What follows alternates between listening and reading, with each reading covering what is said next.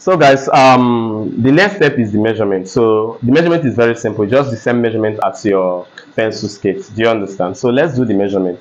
For those of us that probably need me to do the measurement. Okay, so first thing you need to do is to measure the waist. Remember, this skate is mostly a low waist kind of skate.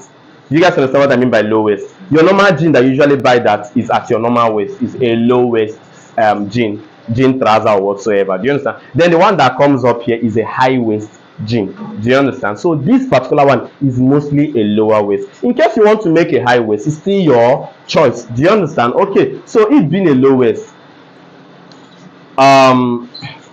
you already know where the natural waist is, but you start from there. But please don't forget to, in a situation whereby you're working for the masses, for the public, don't forget to ask your customer where she likes her waist to be.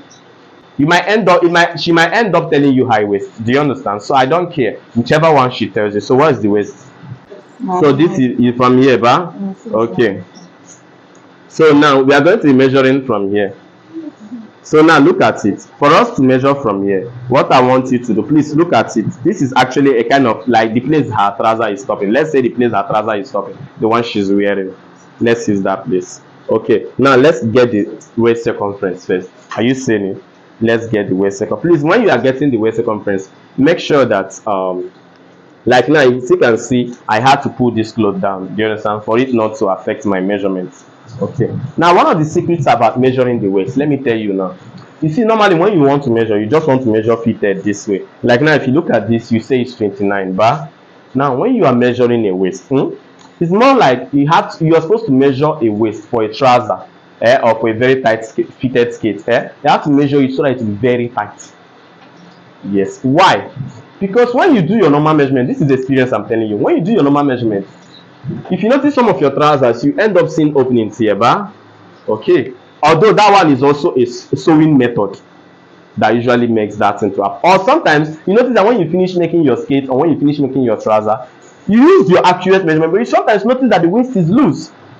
Yes, it happens. It happens. If you have made clothes severally, you will notice it. So that is why I like to use very fitted waist. Remember, waist can also be adjusted. In a situation that you fit it, you think it's too tight, but can always adjust it. So that's not a problem. So look at it. Her normal waist is actually 29.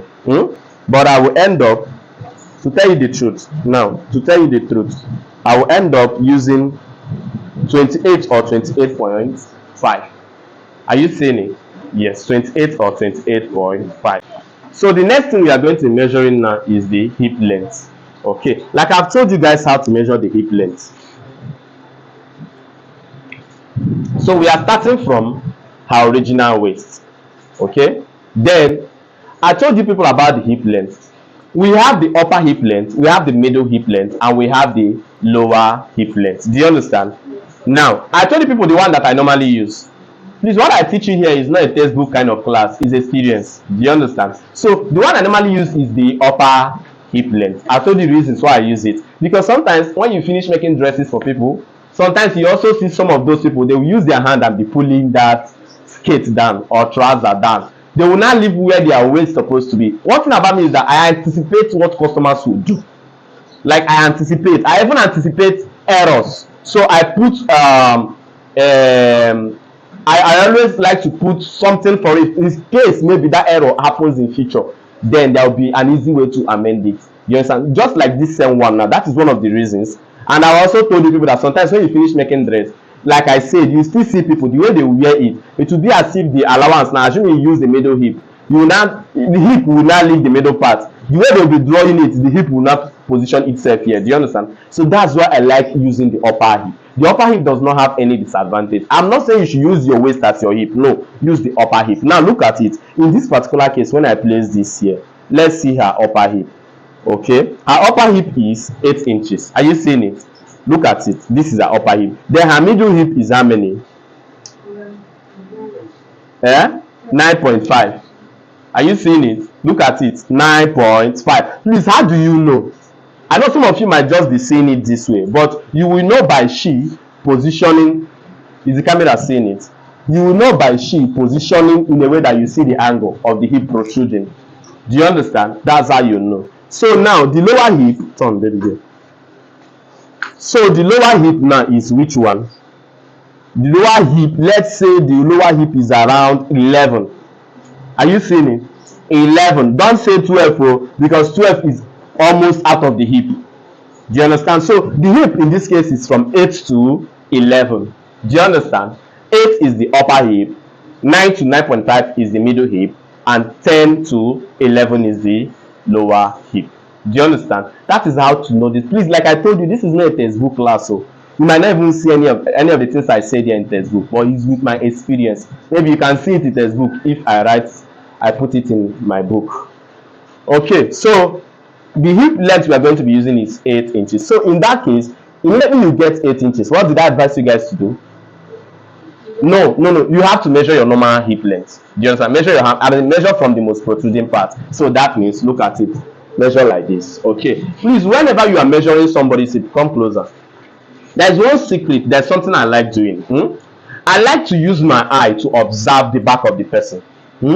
Now, if you say I'm looking at this person's fingers, it's okay. But I like to observe it. Do you know why? Because it's only when you observe it you will know where the tape is placed, whether the tape is placed at the most protruding part of the body. Because if you are not watching very well, you might be surprised your tape position, like the back side, like see this one now, is positioning at the upper side. Do you understand? Now Tom, let me show them what I mean. Look at what I mean. Your tape is supposed to pass through the most protruding part of the butt. Are you seeing it? That's where it's supposed to pass. Don't mistakenly place it in a way that it will not pass there. So let's say what we have here now is 38 inches. Are you seeing? So let's say it's 38 inches. So the hip circumference is 38. So let's get to the skirt length. Like I said, you start from the original waist of the person, like the choice, the person's waist length choice. So now look at it. Please, dependent on how short you want to be, remember it's a short we are actually making. Like I said, this class is not only for short.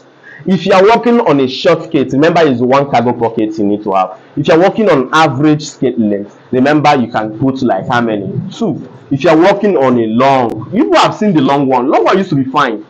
People like seriously, it's a very fine cargo skirt. Okay, so let's measure. So where do you want the length to be? Is it here?